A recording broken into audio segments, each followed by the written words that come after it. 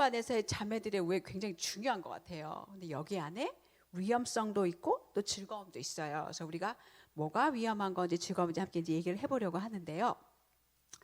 여러분한테 친구 많으시죠? 뭐 중학교, 초등학교, 중학교, 고등학교 막 친구들 있고, 대학 동문들 있고, 교회 친구들 있고, 애들 친구 엄마들 있고, 동네 친구들 있고, 많은 친구들이 계실 거예요. 그런데 이 친구들과 우리가 함께 이렇게 우정을 나누면서 공통적으로 생각하는 것이 있어요. 어떤 생각이냐? 우리는 전부 다 누구를 만나든지 간에 이렇게 진한 우정을 나누고 싶어요. 깊고 의미 있는 우정을 나누고 싶어요. 우리는 다 이렇게 의미 있는 어떤 관계들을 추구하고 갈망하고 기대하죠. 그런데 또 하나 우리가 아는 것은 이런 갈망하는 그런 우정들이 내가 원하는 대로 다 채워지지 않는다는 것도 사실은 이제 우리가 알고 있어요. 불편한 진실이죠. 세상에서 나한테 진짜 제일 친한 친구가 있거든요. 그런데 여전히 나는 외로워요. 때때로 교회를 오는데 교회에 와도 나를 이해하는 사람이 아무도 없는 것 같아요. 이거 사모님들이 많이 그래요. 어디를 가도 되게 외로운 느낌을 되게 많이 들어요. 다 말할 수 없잖아요. 항상 뭔가 말할 수 없는 뭔가가 있어요. 사모님들한테는. 사모님들이 좀 많이 어느 교회나 이제 그런 외로움을 좀 느껴요. 그래서 우리가 모두 다 깊은 어떤 우정을 원하지만, 그런 친구 관계를 원하지만 내가 원하는 만큼 채워지지 않는 것을 어디에 가나 다 그걸 경험해요. 그런데 요즘 사람들은 어때요? 아마 요즘은요, 옛날 분들은 상상할 수 없을 정도로 우리가 많은 친구를 사귈 수 있는 그런 환경 속에 우리가 있어요. 페이스북 팔로워, 뭐 인스타그램, 뭐 블로그 이웃, 동아리, 뭐 SNS를 통해서 사실은 우리는 주변에 많은 사람들이랑 내가 얼굴을 본 적도 없는 사람들이랑 관계를 맺고 있단 말이에요. 정말 많은 사람들이랑 연결되어 있는데, 우리가 아마 여러분이 여러 데이터들을 통해서 들으셨듯이 사람들이 점점 더 외로움을 느끼고, 그리고 대단히 많이 우리가 또 우울증도 겪고 이런 시간들을 보내는 것을 알 수 있어요. 왜 그럴까? 대체 무엇이 문제인 걸까? 어쩌면은 우리가 우정을 실천하는 것에 어떤 좀 문제가 있을 수도 있어요. 그리고 우리가 우정에 대해서 기대하는 것에서도 문제가 있을 수 있어요. 그래서 오늘 이제 성경 속에서 왜 우리가 어느 때보다 많은 사람들을 이렇게 연결시킬 수 있고 만날 수도 있고 시간들을 보낼 수도 있는데, 그럼에도 불구하고 우리가 왜 외로운 걸까 좀 살펴보려고 해요. 그래서 첫 번째로는요, 우리가 우정을 오용하는 것. 우리가 사실은 이제 우정이 할 수 없는 것을 우정이 할 수 있다고 오해해서 생각하는 게 있기 때문에 하나님만이 채워줄 수 있는 어떤 공간을 우정에게 기대하는 게 있어요. 그래서 그 잘못된 우정에 대한 기대 세 가지를 좀 살펴보려고 하고요. 그런 다음에 복음이 어떻게 우리를, 사실 우리의 어떤 생수의 근원, 우리의 어떤 기대를 채워주실 분은 하나님밖에 없어요. 그래서 복음이 어떻게 우리를 생수의 근원에 접근하도록 하는지, 그리고 그 복음이 어떻게 우리를 정말 성경적으로 바른 우정을 추구할 수 있게 하는지, 이제 그 이야기들 여러분이랑 함께 같이 얘기해 보려고 해요. 그러니까 우리의 우정을 대하는 방식을 변화시키는 거죠, 복음이. 그 얘기를 함께 해보려고 하는데요. 우정을 오용하는 세 가지 방법을 먼저 얘기하려고 하는데, 이제 문제부터 시작해야 돼요. 왜냐하면 우리가 기초를 잘 놔야, 문제를 제거해야 기초를 단단하게 놓을 수 있잖아요. 그래서 제일 첫 번째, 우정이 이제 잘못 오용되는 것은 예수님의 자리를 대체하는 거예요. 우정이 우리의 만족을, 우리가 원하는 어떤 만족을 주지 못하는 이유는 우리가 우정이 우리에게 줄 수 없는 것을 줄 수 있다고 생각하기 때문이라는 거예요. 아까도 제가 잠깐 얘기했지만 하나님만이 주실 수 있는 것을 우정이 채워줄 수 있다고 기대한다는 거예요.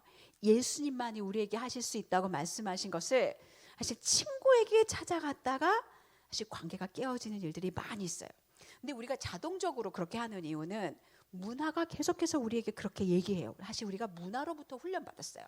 세상은 하나님을 알지 못하기 때문에 모든 시트콤, 영화, 책들은요, 하나님만 줄 수 있는 것들을 사람을 바라보게 만든단 말이에요.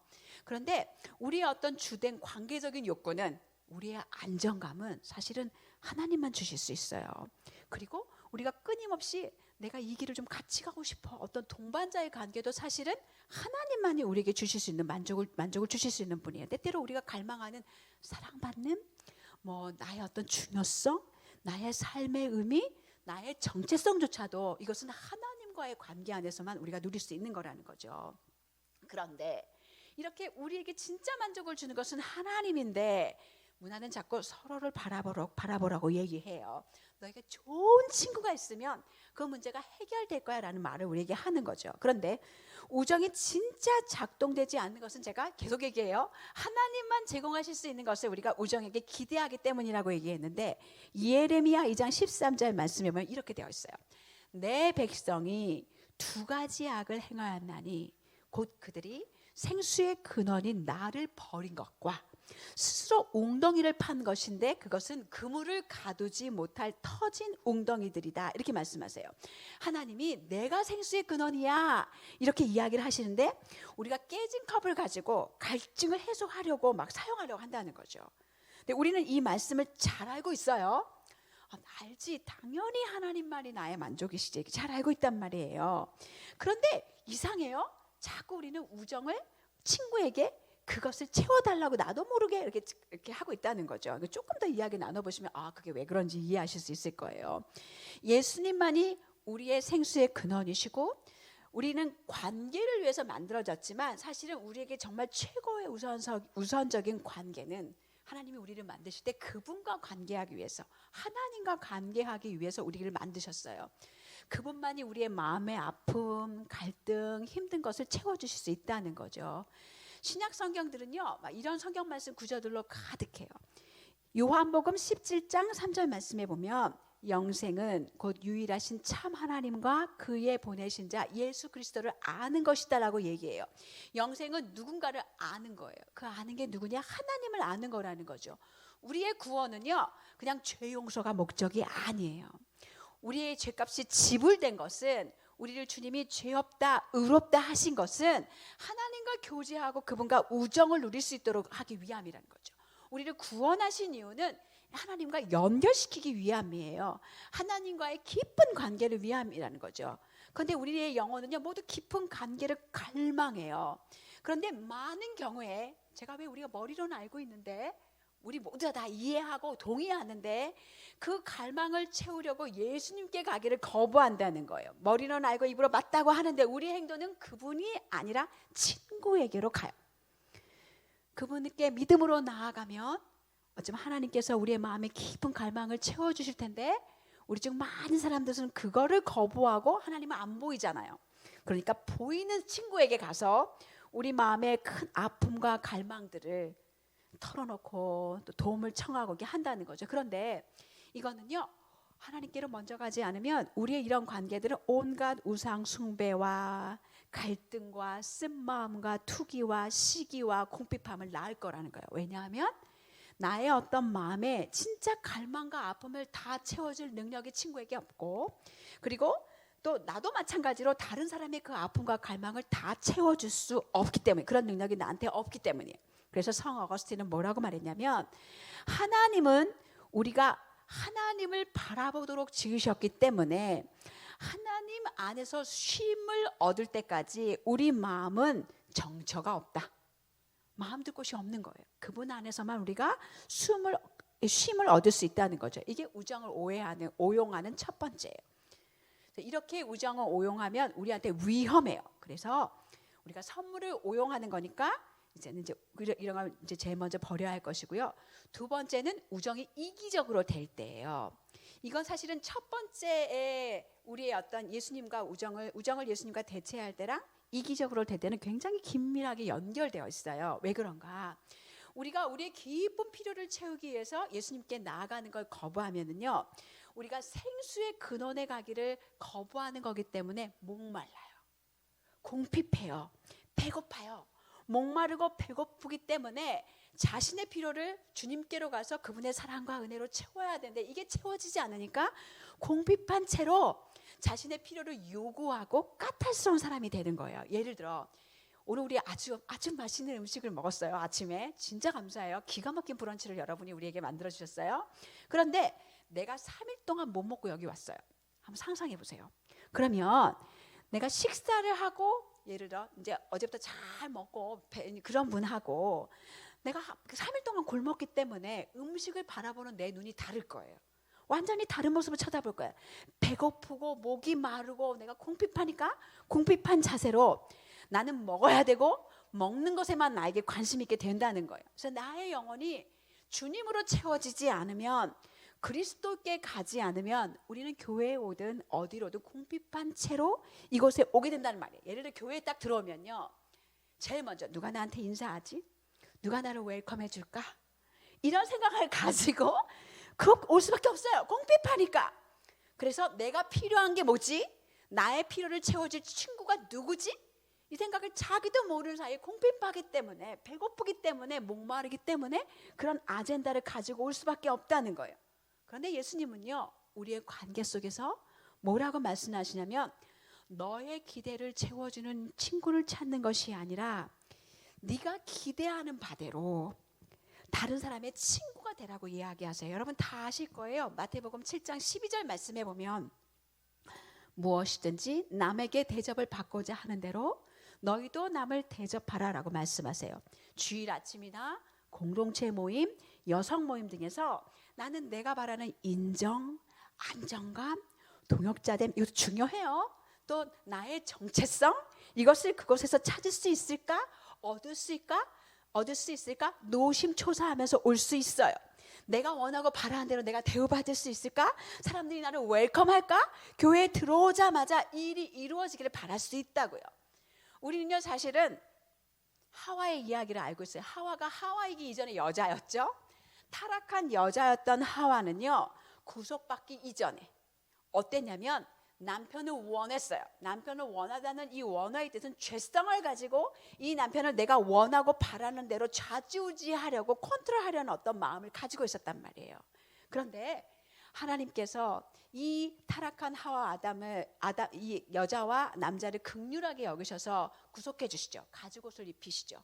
그리고 나셔서 이게 미래에 대한 소망을 주세요. 여자의 후손이 나중에 어떻게 해요? 사단의 뱀의 머리를 상하게 할 거다는 그런 이야기를 약속을 주세요. 그래서 아담이 하와에게 여자에게 새로운 이름을 주죠. 그 이름이 하와거든요. 그 이름에 많은 뜻이 있어요. 여러분 우리 이제 오래 계셨던 분들은 많이 공부하셔서 아실 텐데, 그 이름에 생명을 살리는 자, 생명을 주는 자, 모든 산자의 엄마라는 새로운 이름을 주시거든요. 구속되기 이전에 우리는요, 테이커였어요. 빼앗는 사람, 나한테 뭔가를 줘, 이렇게 얘기하는 사람이었단 말이에요. 그런데 예수 그리스도께서 우리를 구속해 주시고 자기의 전부를 주시고 우리를 구속해 주시고 나서는 새로운 이름을 주셨어요. 새 영을 주시고 새 마음을 주시고 새로운 여자로 만드셔서, 주님께서 나밖에 알지 못하는 여자가, 다 빼앗았던 어떤 여자가 이제는 새 마음과 새 영을 가지고 기버로, 생명을 주는 자, 생명을 살리는 자, 모든 산자의 엄마가 되는 새로운 특권을 우리에게 부여하셨단 말이에요. 그래서 우리가 이 공간에서요, 사실은 우리는 기버로, 생명을 주는 자로, 생명을 살리는 자로 부름받았기 때문에 이제부터 교회 오실 때마다 우리가 기억해야 될 게 있어요. 나는 하와야. 나는 배고프고 굶주리고 목마른 사람이 아니라 매일매일 여러분이 말씀 속에서 하나님을 누리고 그분과 함께 했다면 나는 오늘 하와를 가는 거야. 테이커가 아니야. 주님이 나를 기버로 세우셨어. 이런 마음을 가지고 이 공간에 와서 누군가 먼저 다가가고 인사하고 친구가 되어야 돼. 뭔가 빼앗는 사람이 아니라 내가 원하는 걸 네가 나한테 줘야 돼. 이게 아니라 내가 원하는 인정, 용납, 사랑, 나에게 정체성을 네가 나한테 부여해 줘야 돼. 이게 아니라 우리가 무언가를 주는 자로 서야 한다는 거예요. 그런데 성경은 주는 자가 복이 있다. 주님이 이건 친히 말씀하셨어요. 사도행전에 보면 예수님께서 친히 말씀하셨어요. 그런데 마찬가지예요. 우리가 이것을 생수로 가지 않으면, 예수님께로 가지 않으면, 생수에서 그분으로 만족하지 않으면 나는 너무나 목마르게 그렇게 할 수 없어요. 우리의 우정이 예수님을 대체할 수 있고, 우정이 개인적인 욕망에 따라서 좌지우지하고 이기적인 필요에 좌지우지하도록 할 수 있어요. 이건 우리가 우정을 잘못 이해하고 잘못 기대하는 거고, 그런 우정은 깨질 거예요. 그래서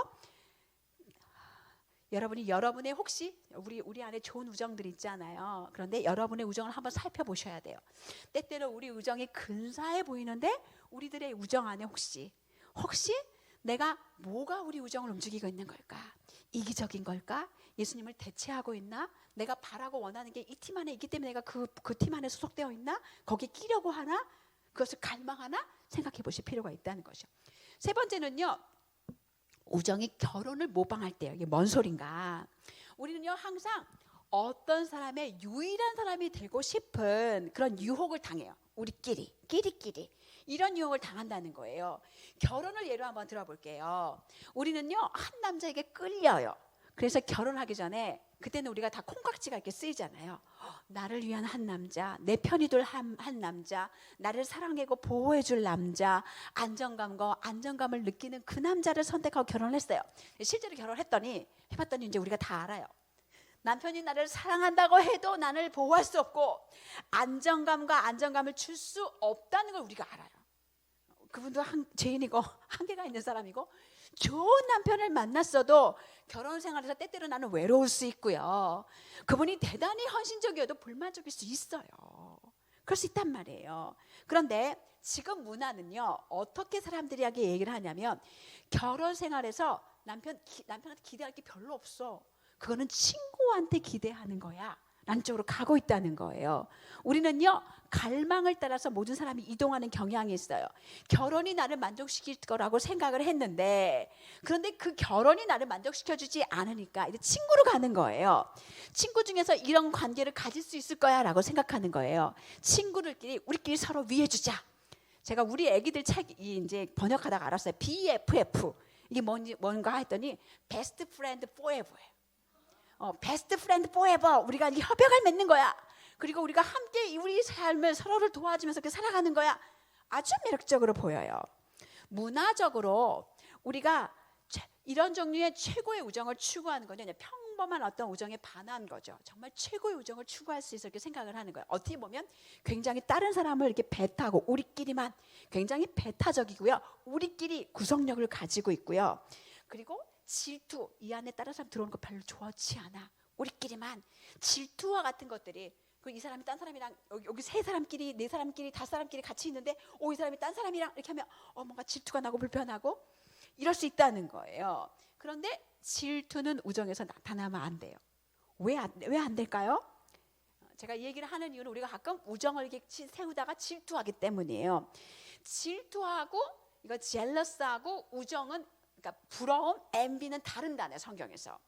우리는 부러워할 수 있어요.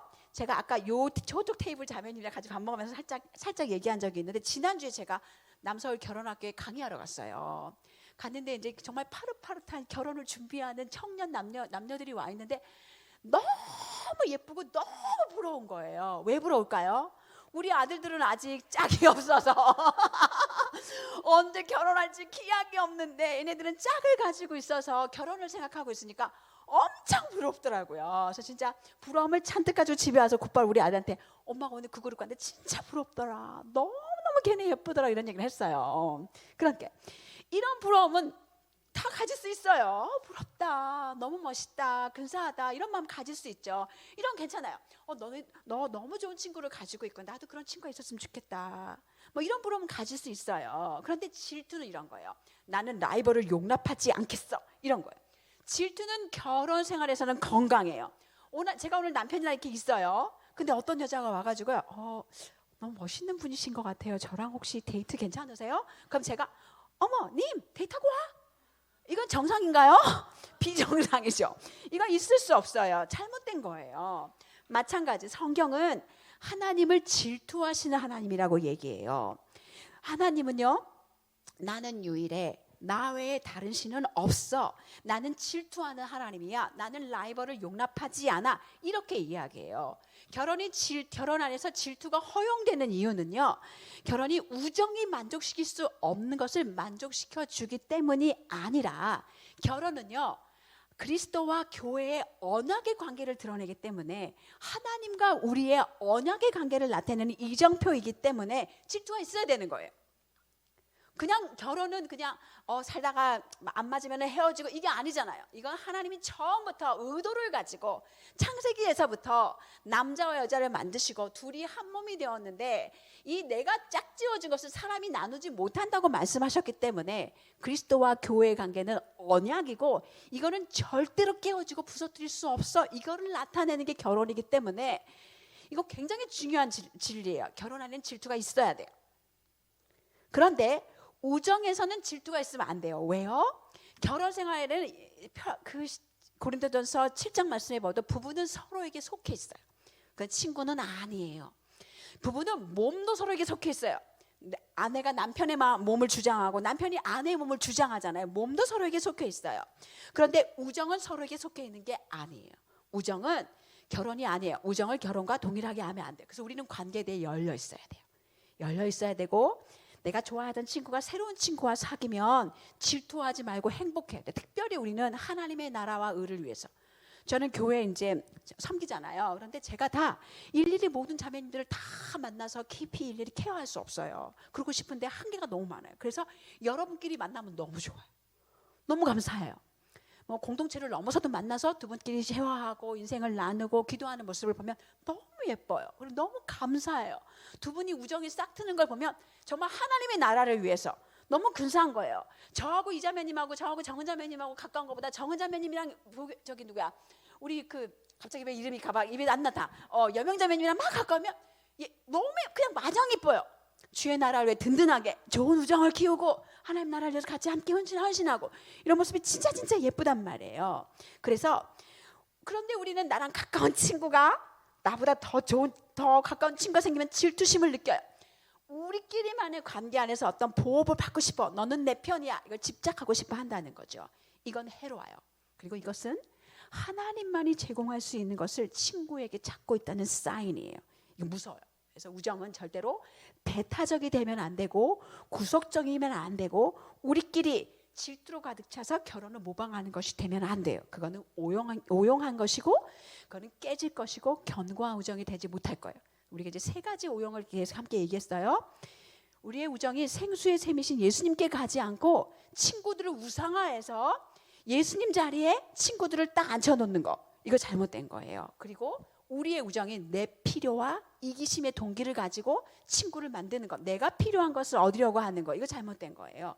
그리고 우리의 우정이 결혼을 모방해서 배타적이고 구속적을 가지고 BP4, Best Friend for BFF, Best Friend Forever를 관계를 형성하는 경향이 있는데 그거는 건강하지 않은 거예요.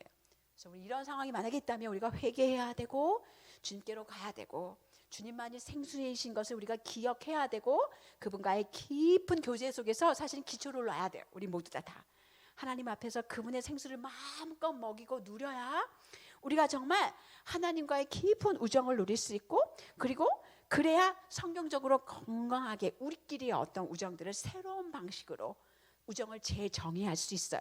그래서 이제 우정을 우리가 어떻게 새롭게 정의할 수 있을지 네 가지를 좀 한번 살펴보려고 해요. 우리는 모두 다 아주 깊고 의미 있는 우정을 원한다고 말씀드렸어요. 그런데 우정을 생각할 때 아까 내가 뭐가 필요하지? 교회를 올 때도 많은 분들이 그러세요. 교회를 올 때도 굉장히 소비적으로 오세요. 이 교회에 오면 홈스쿨을 도움받을 수 있겠네. 우리 애들을 위한 좋은 교육 프로그램이 있네. 그러면 그 프로그램이 사라지면요. 또 다른 교회 가서 이 교회는 부부에 대한 좋은 게 있네. 이 교회는 이런 게 좋은 게 있네. 소비적인 어떤 모습을 가지고 교회를 계속 돌아다니실 수 있어요. 나는 소비자라는 어떤 생각을 가지고 있다는 거. 우정도 마찬가지예요. 나는 이 사람한테 이걸 얻을 수 있네. 나는 저 사람한테 저걸 얻을 수 있네.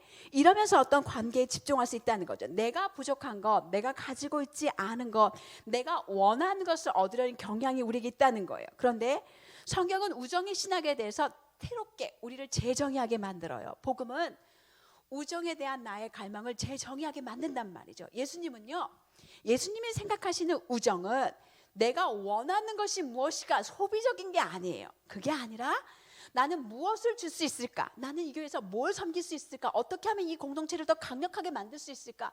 내가 어느 영역에서 그 영역을 감당할 수 있을까? 그게 우리의 질문이 되어야 한다는 거예요. 선한 사마리아 사람의 비유의 얘기를 한번 들어볼게요. 어느 날 율법 교사가 예수님께 왔어요. 그 질문이에요. 영생을 얻으려면 어떻게 해야 하나요? 예수님이 다시 되묻자 마음을 다하고 성품을 다하고 힘을 다해서 주 너의 하나님을 사랑하고 그리고 이웃을 사랑하라고 성경에 되어 있어요. 이렇게 얘기해요. 그리고 나서 예수님이 그래 그럼 가서 너 하나님 사랑하고 이웃 사랑해. 그랬더니 이 사람이 자기를 옳게 보이기 위해서 뭐라고 말하냐면 그런데 누가 나의 이웃일까요? 이렇게 얘기했어요. 예수님 내가 누구한테 누구를 사랑해야 되죠? 누구에게 이 사랑을 제가 빚을 지고 있나요? 이렇게 물어봤단 말이에요. 그런데 예수님은요. 네가 여기 사랑해야 될 사람이 여기 박희경하고 그 다음에 우리 갑자기 참 이상해요. 줄줄줄 이름 다 알고 있다가 갑자기 얘기하는 거예요.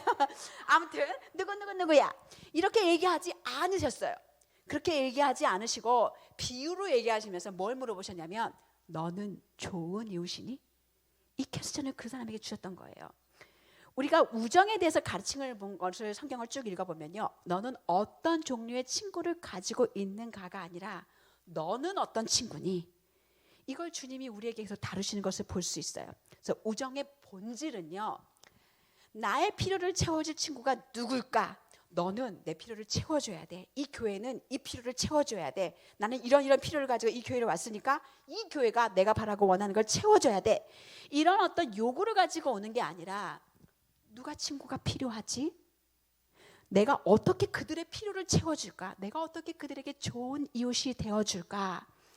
이게 되어야 한다는 거예요. 관대함으로. 우리 주님은 정말 제너러스하시잖아요. 제너러스하신 분이기 때문에 그 주님께 내가 받은 그 제너러스한 사랑과 은혜들의 그 관대함을 우리가 나의 친구에게 줄 수 있어야 한다는 거죠. 그래서 우리가 주님께 나아가 사실 이 변화를 이룰 수 있어요. 주님이 얼마나 관대한 분이신지 느끼고 경험해야 사실 우리가 우리의 관계 안에 이렇게 줄 수 있는 거죠. 또 하나 그렇게 해야 우리의 어떤 필요를 이 복음이 재정의를 시켜요. 두 번째는 사실 제가 우정에서 나의 필요를 채우지 말라고 여러분께 말씀드렸어요. 그러니까 오해하지 않았으면 좋겠어요. 그러면 우리는 다른 사람에게 아무 필요가 없는 사람인가? 아무것도 필요를 기대해서도 안 되고 관대하게 친구가 되어주고 그 누구에게도 아무것도 기대하지 말란 말인가? 근데 그렇지 않아요. 왜 그렇지 않냐? 인생은 혼자 못 살아요. 하나님이 처음에 온 세상을 다 만드시고 제일 처음에 하나님의 눈에 좋지 않게 보인 것은 사람이 독자 홀로 사는 것이 좋지 않게 보셨어요. 아담이 혼자 있는 것이 좋지 않게 보이셨기 때문에 하나님께서 직접 아담을 잠재우시고 가비뼈를 빼셔가지고 여자를 만드시잖아요. 마찬가지예요. 우리는 이 땅에 혼자 살 수 없어요. 인생을 혼자 사는 것은요. 죄송하지만 건강한 게 아니에요. 살 수 없어요. 예를 들어요. 우리 아이가 나한테 와서 그래요. 엄마 나는 이제 더 이상 배가 고프지 않아요. 아침, 점심, 저녁 안 먹어도 돼요. 먹을 이유가 없어요. 그럼 우리가 더 낚였네? 잘 됐다. 이렇게 생각하지 않죠? 야 이거 뭐가 문제가 있어? 너 어디 아픈 거야? 걔를 데리고 의사한 테 간단 말이에요. 어떤 사람들은 난 공동체가 필요 없어요. 나는 그냥 혼자 살 수 있어요. 이렇게 느껴요. 그런데 하나님은 우리를 그렇게 만들지 않았어요. 나는 혼자 살 수 있어요 라고 말하는 건 난 건강하지 않아요 라는 사인이에요. 우리는 진짜 실제로 사람들이 필요하고요. 친구가 필요하고요. 그들에게서의 어떤 것이 필요해요.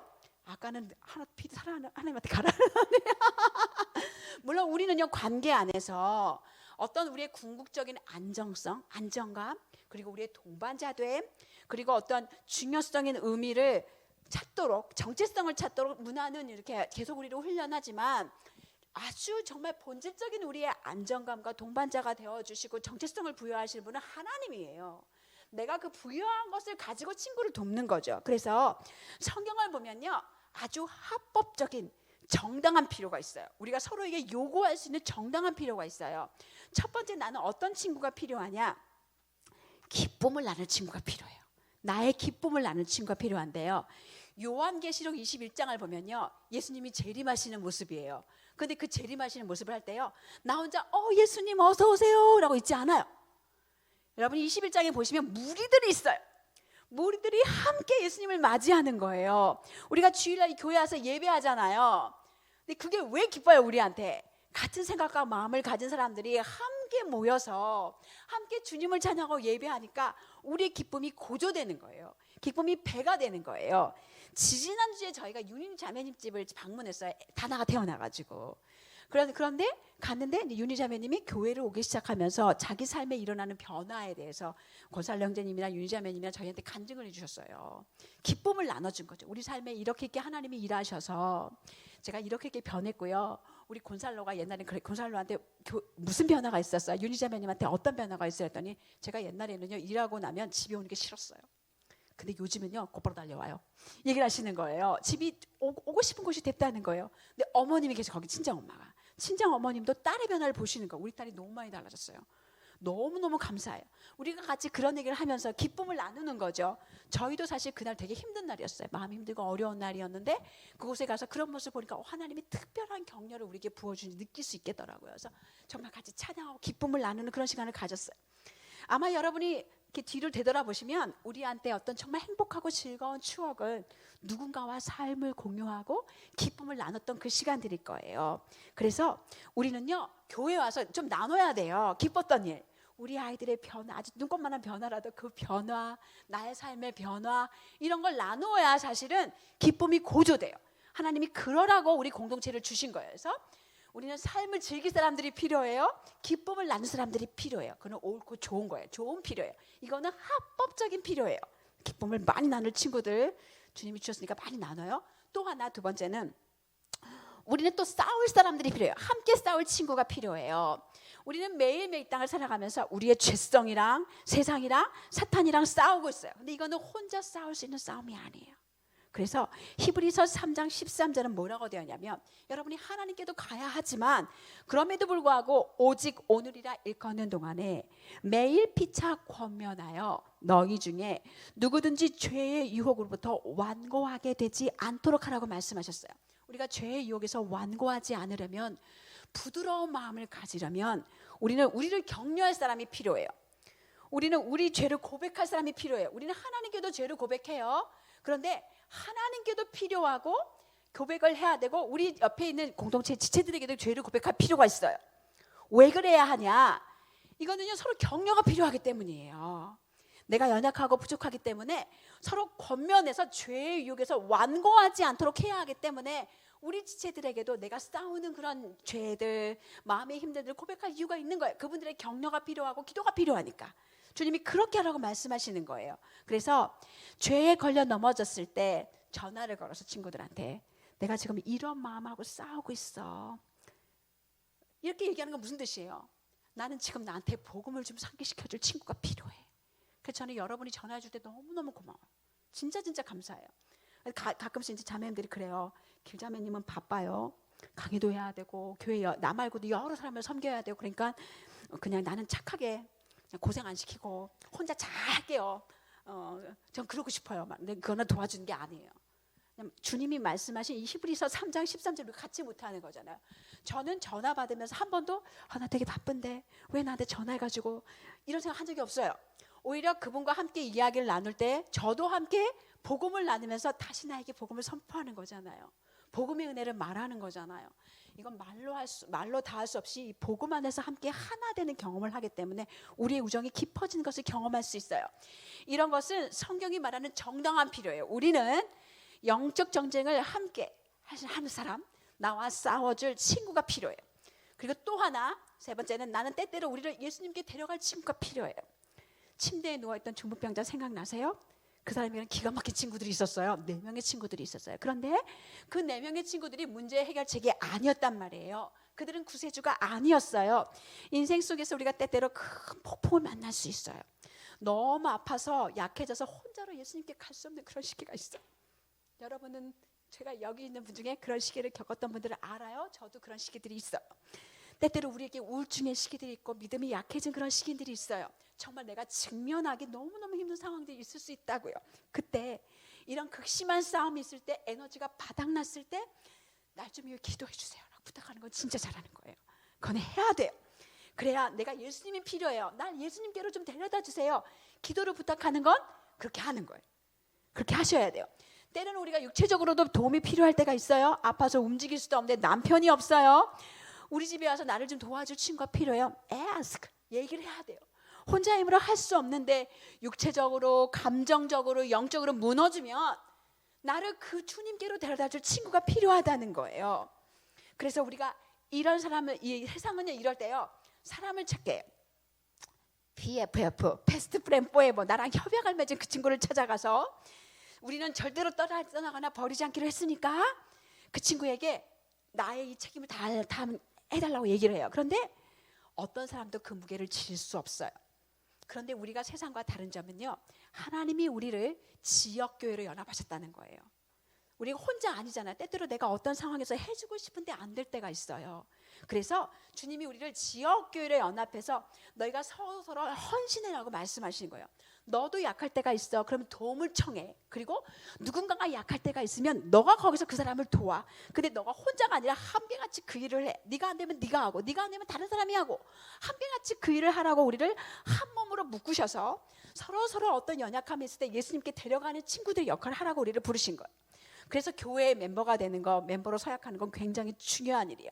우리가 한 몸이 되어서 서로의 필요를 충족시키려고 주님이 교회 공동체로 부르신 거예요. 때때로 이 짐이 무겁게 느껴져요. 나는 어떻게 할지, 하나님 나는 너무 연약해요. 이 짐을 제가 어떻게 감당해요? 제가 알아요. 우리가 때때로는 그게 무겁고 힘들게 느껴져요. 그런데 우리가 감당해 보면 서로에게 뭔가 기쁨을 느낄 수 있어요. 서로에게 굉장히 소중한 사람이 돼요. 우리가 믿음으로 연합되고 한 몸으로 묶여지는 것을 경험할 수 있어요. 이게 성경적으로 우리에게 아주 합당한 필요예요. 우리는 전부 다 세상에서 우리와 함께 기쁨을 나눌 친구가 필요하고요, 우리와 싸울 친구가 필요하고요, 우리를 예수님께 데려갈 친구가 필요해요. 여러분이 꼭 기억하실 게 하나 있어요.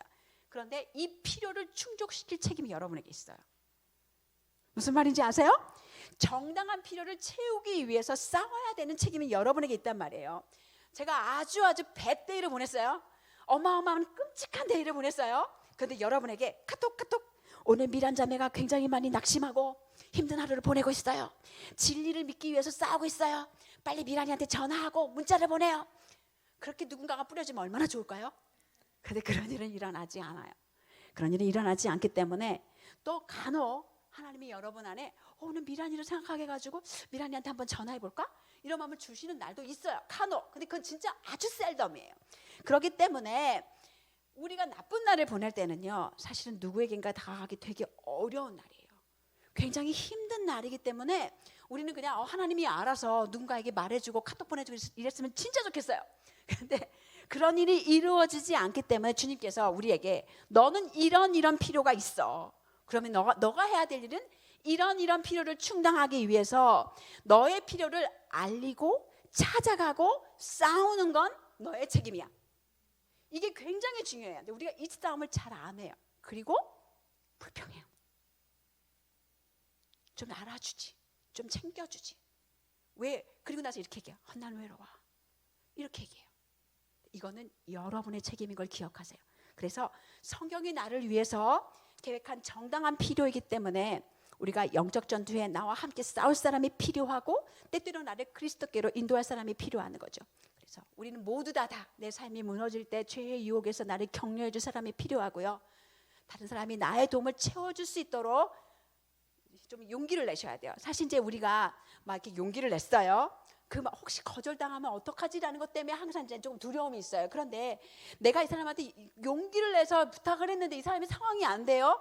그럼 내가 다른 사람한테 또 부탁했는데 그때 되게 힘들어요. 이때도 마찬가지, 용기를 내셔야 돼요. 이 사람이 상황이 안 될 수 있어요. 그럼 내가 다른 사람에게 도움을 구해야 한다는 거예요. 그런 용기가 필요하다는 거죠. 그래서 어쩌면 내가 정말 진짜 깊은 골짜기에 어려움이 있다면 누군가는 내가 이 골짜기를 조금 벗어나기까지 일주일에 한 번씩은 누구하고 통화하는 게 좋을 것 같아. 그럼 여러분이 누구에겐가 애석하셔야 돼요. 내가 지금 너무 힘든 시간을 보내고 있는데 나랑 화요일날 만약에 밤에 1시간 정도씩만 잠깐만 나랑 전화하고 전화로 기도할 수 있어요? 날 좀 도와줄 수 있어요? 이런 도움을 요청하실 필요가 있다는 거예요. 저는 한 친구랑 그렇게 했던 적이 있어요. 6개월 동안 한 친구랑 정말 그 친구가 깊은 골짜기를 보낼 때 그 친구에게 전화하고 같이 함께 삶을 나누고 함께 기도하고 하나님이 그 시간을 통해서 저희를 정말 끈끈한 우정을 가질 수 있게 도와주셨어요. 그래서 그런 우정을 하나님이 여러분에게 얘기해 주실 거라는 거죠. 그래서 여러분의 마음속에 힘들고 낙담하고 어려울 때, 그때는요 우리가 우정을 끈끈하게 만들 때 전화할까 말까 고민하지 말고 난 착한 아이 이렇게 하지 마시고, 착한 아이 신드롬에 빠지지 마시고 전화를 들고 우리 전화해야 돼요. 전화하셔서 나에게 진리를 말해달라고. 내가 싸우고 있는 거짓말들, 낙담들을 이야기하고 그 다음에 여러분에게 진리를 말할 수 있는 기회를 주세요. 그래서 우리가 이렇게 용기가 필요합니다. 그 용기를 정말 주님이 주시기를 바래요. 오케이. 세 번째는요. 복음이 우리의 우정의 어떤 적을 제정해요. 우리 문화는요.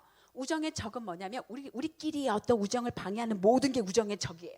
그래서 우리가 이제 그런 유혹을 느껴요. 우리의 우정을 방해하는 뭔가가 느낄 때 우리에 대해서 누군가 나쁜 얘기를 하고 우정을 방해하는 어떤 것들을 느낀다면 위협하면요 깜짝 놀라고 어떻게든 우리가 우정을 보존하려고 했어요. 그런데 하나님이 말씀하시는 우정의 적은요 우리끼리 서로를 분리시키는 것이 아니라 우리를 하나님께로 분리시키는 것. 그게 뭐예요? 죄, 또 우리가 믿는 거짓말, 이런 게 바로 우리가 싸워야 될 거예요. 우리는 모두 다 망가져 있잖아요. 그런데 우리의 죄가 우정을 분리시킬 수 있어요. 우리가 믿고 있는 거짓말들이 우정을 깨어지게 만들 수 있어요. 그럴 때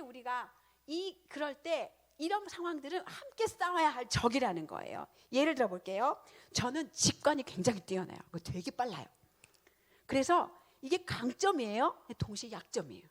그래서 직관이 되게 빠르기 때문에 때때로는 잘 들어주기보다는 말이 빨리 나갈 때가 있어요. 그래서 어느 날 한 친구가 저한테 얘기하더라고요. 미란아, 너 어떨 때는 말이 좀 빨라.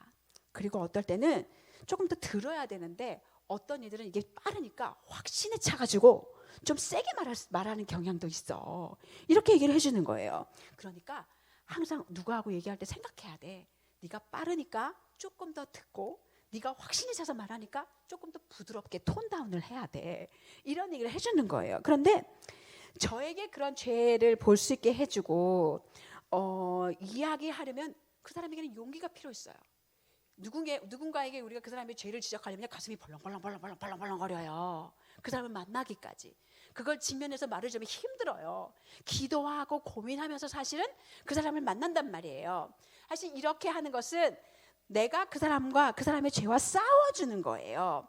말만 해준 게 아니었어요. 저에게 그걸 말해준 친구는 저와 함께 있었고 제가 변화될 시간을 주었고 함께 씨름을 했단 말이에요. 우리가 요즘에 잠언을 읽어요. 잠언을 읽다 보면 이런 얘기들이 막 나와요. 교만한 자, 겸손한 자, 지혜로운 자, 어리석은 자가 되게 나오는데요. 누가 교만한지 겸손한지를 알아보는 방법 중에 하나가 이렇게 책망을 해보면 사랑 안에서 진리를 말해주면 알 수 있대요. 거기서 어떻게 반응하는지, 어떻게 열매를 맺는지를 알 수 있다는 거예요. 제 삶에 제가 보지 못하는 죄의 영역이 있죠. 다루어야 하는 영역이 있어요. 우리 여기 있는 분 모두 다 그걸 가지고 있어요. 근데 우리는 어떨 때는 간과하고 못 볼 수 있단 말이에요. 잠언 27장 17절 말씀에 보면 철이 철을 날카롭게 하는 것처럼 사람이 그의 친구의 얼굴을 빛나게 한다 그래요. 근데 철이 철을 날카롭게 할 때 무슨 일이 일어나는 줄 아세요? 불꽃이 튀겨요. 불꽃이 튀기니까 사실은 이거 아득하고 편안하고 이런 게 아니라 이거 불꽃이 튀기게 긴장되죠. 그런데 그 긴장되는 순간에 거친 가장자리들이 닳아가지고 없어진다는 거예요. 우리가 서로 죄를 보게 해주고 서로 싸우기 위해서 돕는 거예요. 우정에는 죄가 생겨날 수 있어요. 그리고 그 죄가 우리가 거짓말을 믿는 어떤 경향 때문에 하나님과 분리시키려고 하는 어떤 모습들이 위협들이 있을 수 있어요. 그러면은 슬며시 이 사람이랑 거리를 두고 나는 이 사람이랑 얘기하지 말아야지 무시하고 도망가고 하는 게 아니라 우리는 직면해야 돼요. 그걸 직면해서 이야기를 나눠야 돼요. 여러분에게 갈등 상황이 있을 때 너무 오래 두지 마세요. 오래 두지 말고 사실은 우리가 최대한 빨리 푸는 게 제일 좋아요. 성경 말씀에도 너희가 분을 품지 말고 해가 지기 전에 그 분을 풀으라 하시잖아요. 왜냐하면 마귀가 그 시간 동안 틈을 탄단 말이에요. 그래서 갈등이 있을 때는 최선을 다해서 우리가 용기가 필요해요. 가슴이 두근두근거리고 정신이 하나도 없어요. 그러나 직면해야 돼. 이 직면할 때 우리가 기억해야 될 것은 제발 문자로 하지 마세요. 우리가 이 문자 문화에 살고 있어요. 카톡 문화에 살고 있는데 이 문자, 이메일 이게 한계가 뭐냐면요. 이거 일방통행이에요. 쌍방이 아니기 때문에 이 사람이 그 어간 속에서 내가 의도하지 않았는데 오해할 수 있어요. 서로 대화를 해서 마음을 나눠야 되는데 그게 안 될 수 있기 때문에 우리가 기억해야 돼요. 그래서 가능한 한 정말 만나서 얼굴 보고 얘기하는 게 최고로 좋아요. 최소한 전화해야 되는데 전화도 한계가 있어요. 열받아서 끊어버리면 그 다음 얘기를 못해요. 그러니까 얼굴을 보고 이야기를 해야 한다는 거예요. 쉽지 않아요, 그죠? 근데 우리가 주님께 가서 생수를 얻고 누리고 이런 일들 하는 좀 그런 용기가 좀 필요해요. 더 거룩하고 건강한 공동체를 위해서, 또 우리가 주님이 기뻐하는 우정을 누리기 위해서. 마지막으로는요, 복음은 우리의 우정에 대한 사명을 제정이에요. 우리가 이 땅을 살아가는 동안요, 성경 우리에게 할 일이 있다고 이야기하세요. 예수님은 우리를 그리스도의 대사로 삼으셨단 말이죠. 가서 제자를 삼으십시오, 이렇게 말씀하세요. 그리고 나서서 예수님은 이 땅을 떠나셨어요.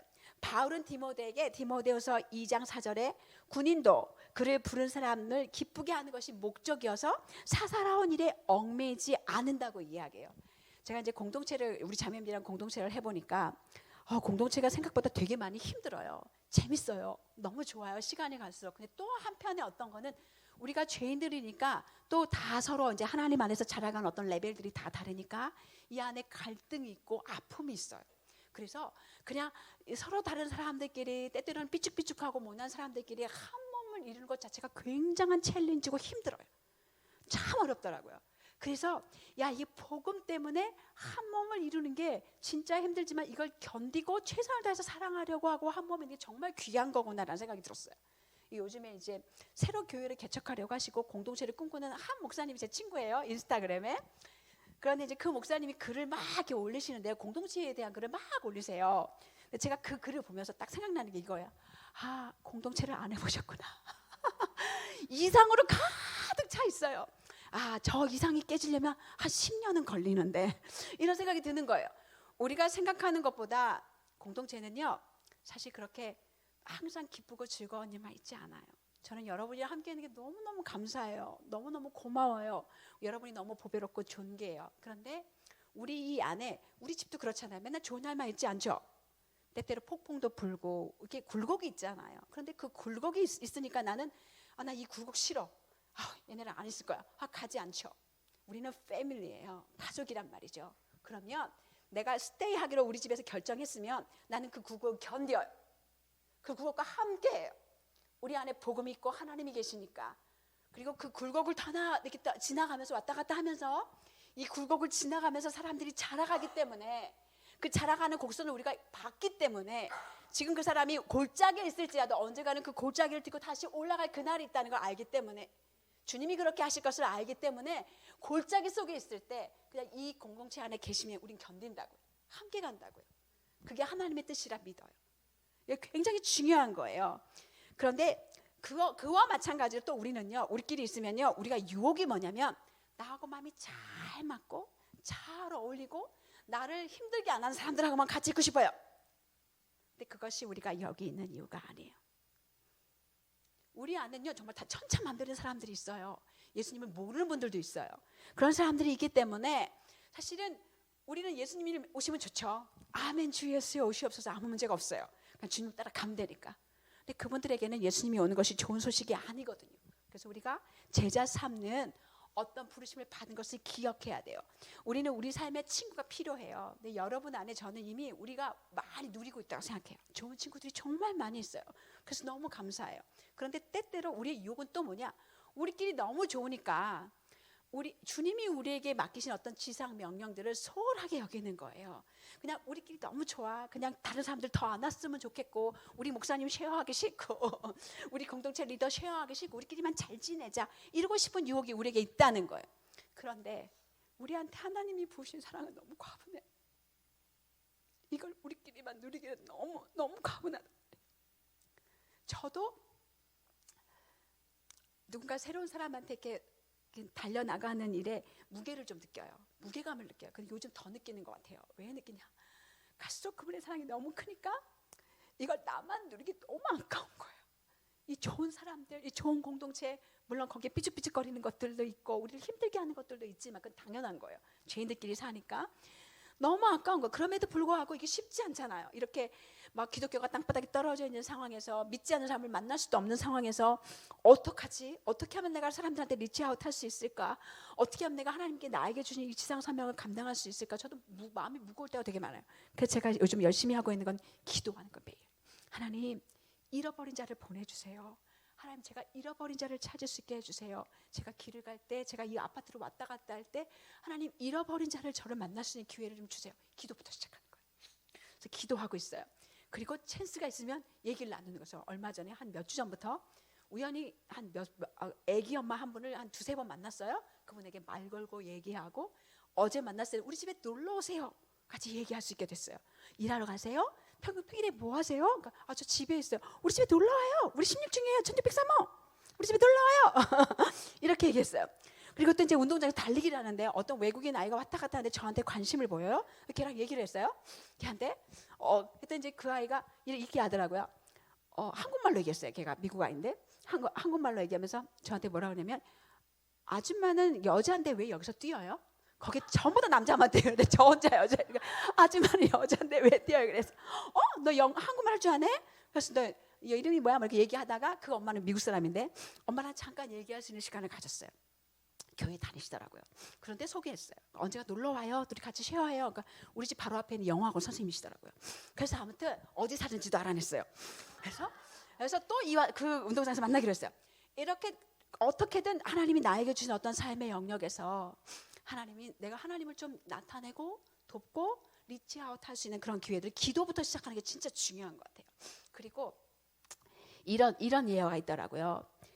제가 이제 우정에 대한 책을 쭉 막 이렇게 한번 검색해봤어요. 관계 우정에 대한 책을 쫙 검색해봤더니 전쟁에서의 우정 뭐 이런 책이 있어요. 남자들이요 전쟁에 가서 자기 옆에서 이제 그 전투를 한 그 자기 짝꿍 있잖아요. 함께 전투했던 사람. 이 사람은요 인생을 지난 동안에 가장 친한 친구가 된대요. 왜 그럴까요? 목숨을 내놓고 싸우는 전투잖아요. 그리고 내 옆에 있는 친구가 나를 좋아해 줄 수 있는 유일한 사람이잖아요. 그러니까 거기 안에서 놀라운 우정이 생기는 거예요. 우리는 전쟁터에서 살아요. 저는 이 전쟁터에 제가 혼자 안 있어서 너무 감사해요. 여러분, 때때로 저의 총맞이가 되어주시고 바람막이가 되어주시고 나를 격려해 주시고 함께 가주셔서 감사해요. 또 우리가 미션을 함께 같이 할 수 있어서 감사해요. 저희에게 좋은 교회를 주셨고 좋은 공동체를 하나님이 주셔서 너무 감사해요. 이제 우리가 잘해야 될 것이 있다면 영혼을 향한 어떤 그런 구도하는 마음이 좀 자라야 되고, 우리 교회가 그거의 시작은 기도인 것 같아요. 하나님, 잃어버린 자, 내 마음을 잃어버린 자에게 잃어버린 사람을 만날 수 있도록, 제가 어떻게든 리치아웃 할 수 있도록, 이 세상의 문화에 기독교를 천시하고 땅바닥에 떨어뜨린 것은 내가 굴하지 않고, 하나님, 내가 내 집을 열고 사람들 초대하고 어떻게든 만나고 그 일에 갈 수 있도록 얘기할 필요가 있는 것 같아요. 우리가 이 일을 함께 하면요, 우리는 세상에서 그 누구도 가질 수 없는 너무 좋은 친구들을 가질 수 있게 될 거예요. 세월이 지나서 우리 우정은 더 깊어질 거고요. 우리의 우정을 통해서 하나님은 영광을 받으실 거예요. 주님이 우리 안에 착한 일을 시작하셨어요. 그러면 우리를 점도 흠도 없이 그 날에 부르실 날까지 우리 안에 하나님의 일을 계속 행하실 거예요. 저는 이를 믿어 의심치 않아요. 여러분 안에 그 일을 행하실 거고, 우리의 우정을 더 돈독하게 하실 거고, 정말 주님 달보로 빚으실 거니까 그날을 함께 기대하고 소망했으면 좋겠습니다. 감사합니다. 너무 감사해요. 이제 질문을 좀 드렸어요. 혹시 질문 있으세요? 질문? 강의에 대한 퀘스천 있으세요? 없어요? 질문 혹시? 이건 이해